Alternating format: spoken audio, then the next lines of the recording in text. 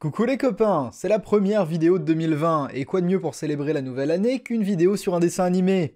Encore! Un dessin animé flairant bon les bagnoles, les dinosaures et les comics des années 80 aussi. Cette semaine, nous allons parler de Cadillac et Dinosaures.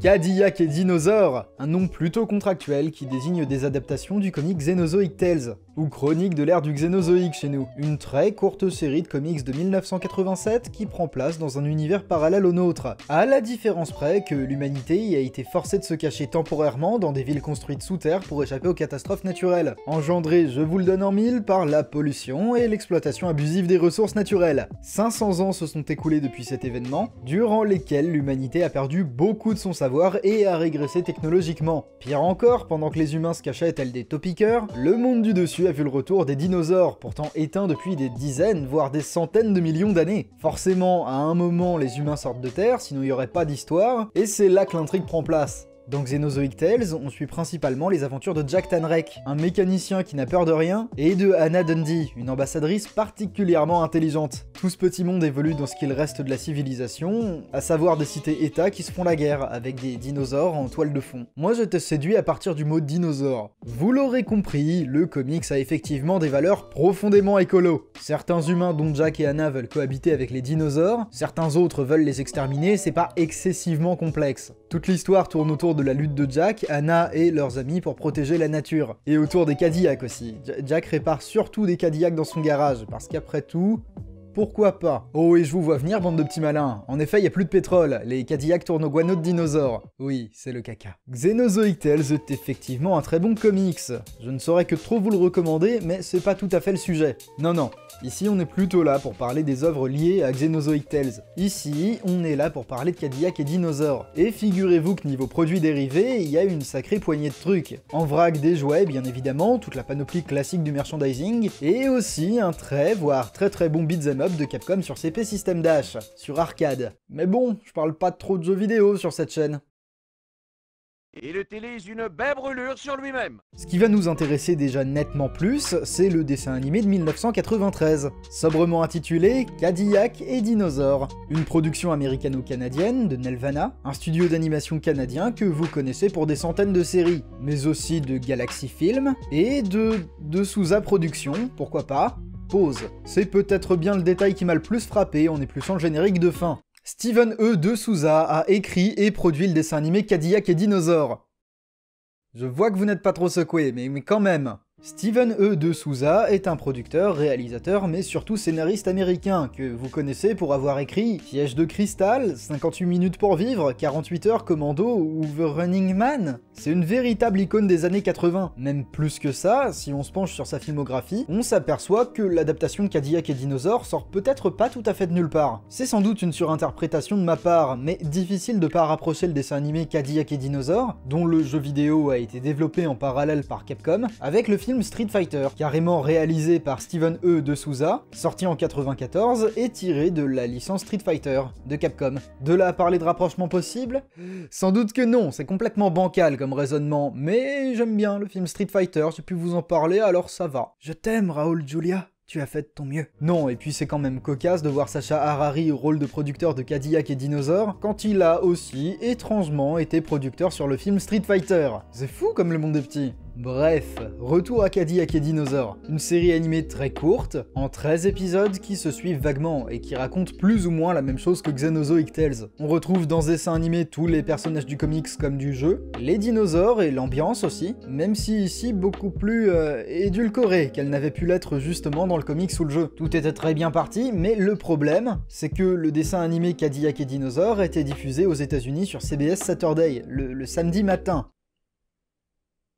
C'était un bloc de diffusion destiné aux enfants sur la chaîne américaine CBS. Le problème c'est qu'en 93, CBS avait aussi un partenariat avec Disney, concernant la diffusion de séries animées tirées des longs métrages, comme Aladdin ou La Petite Sirène. Cadillac et Dinosaures s'est retrouvé piégé, coincé entre le géant Disney et aussi la direction de CBS qui n'arrêtait pas de refondre sa programmation. Même chez nous en France, Cadillac et Dinosaures a été diffusé en 94 sur M6 Kids, au milieu d'un milliard d'autres dessins animés. Pas d'audience particulière ni de vrai succès. D'ailleurs j'y pense, mais dans ces vidéos, j'ai peut-être déjà pu parler de ces fameux dessins animés là, qui prenaient un message d'intérêt public, en général à la fin de l'épisode. C'est quelque chose qui se faisait beaucoup dans les années 80, un petit peu moins déjà dans les années 90, et qui, en général, mettait à l'écran des choses très banales, de manière très artificielle. Travailler en équipe n'est pas toujours facile, mais si vous écoutez les idées des autres, si vous les respectez même quand vous n'êtes pas d'accord, vous verrez que le travail se fera plus facilement et peut-être même, qui sait, apprendrez-vous certaines choses.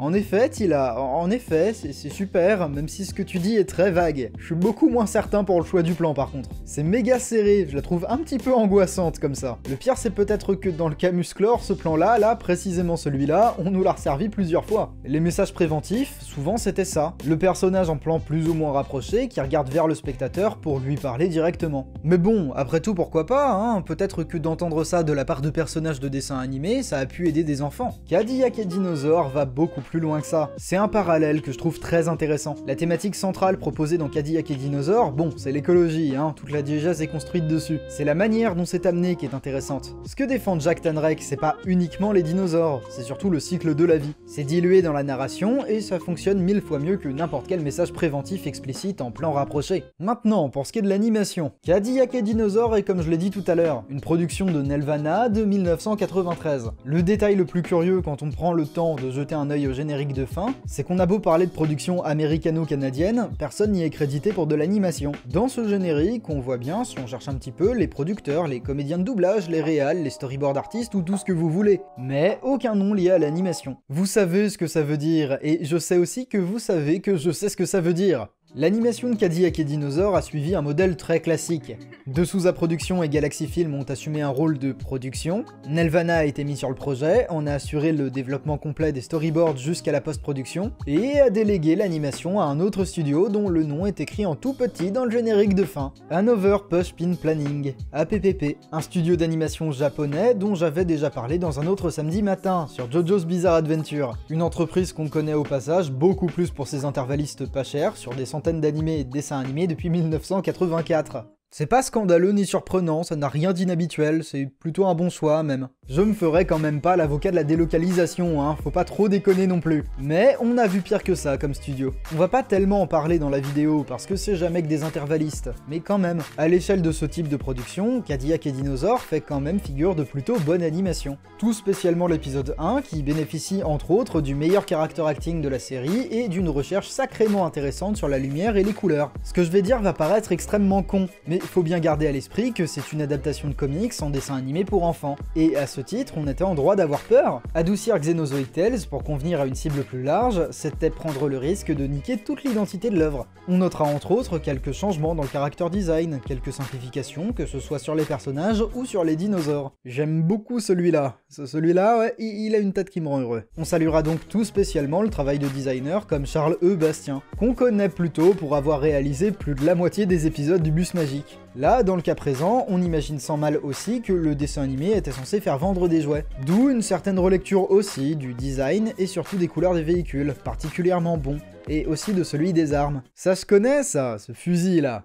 C'est une bite. Quoi? Faites pas genre, vous l'avez vu comme moi. Dans ce dessin animé, tout est réussi, c'est très habilement raconté et mis en image. Même si, je vous le concède, Cadillac et Dinosaur n'est définitivement pas une série qui aura marqué les esprits. Elle n'aura connu qu'une toute petite course de 13 épisodes, et sera tombée dans l'oubli aussi rapidement qu'elle est apparue, noyée dans une case horaire de diffusion dédiée à des enfants qui n'y étaient pas sensibles. C'est dommage, parce que même pour une adaptation, elle embarquait quand même un ensemble d'idées qui était vraiment génial. Peut-être que ça aurait pu ouvrir la piste à d'autres adaptations de comics. C'est pour ça que je vais quand même me permettre d'ouvrir une toute petite piste de réflexion. Cadillac et Dinosaur méritent un reboot. C'est une œuvre intelligente et intemporelle qui n'a pas eu spécialement sa chance de briller. Un dessin animé qui dort là juste sous nos pieds et qu'on rêverait, ou plutôt que je rêverais, de revoir peut-être avec moins de concessions pour plaire aux diffuseurs, ou aux vendeurs de merchandising. Tout spécialement à l'heure du primal de Genndy Tartakovsky. Ou c'est peut-être moi qui est un faible pour les dinosaures, c'est possible aussi, allez savoir. Et c'est tout pour cette fois-ci, j'espère que cette vidéo vous aura plu. N'hésitez pas à commenter, vous abonner, partager, tout, faites tout. C'est très important et ça me rend beaucoup plus fort à chaque fois. Et puis moi je vais vous dire à un prochain samedi matin, en espérant que mes problèmes de voix se soient réglés. Bisous tout doux!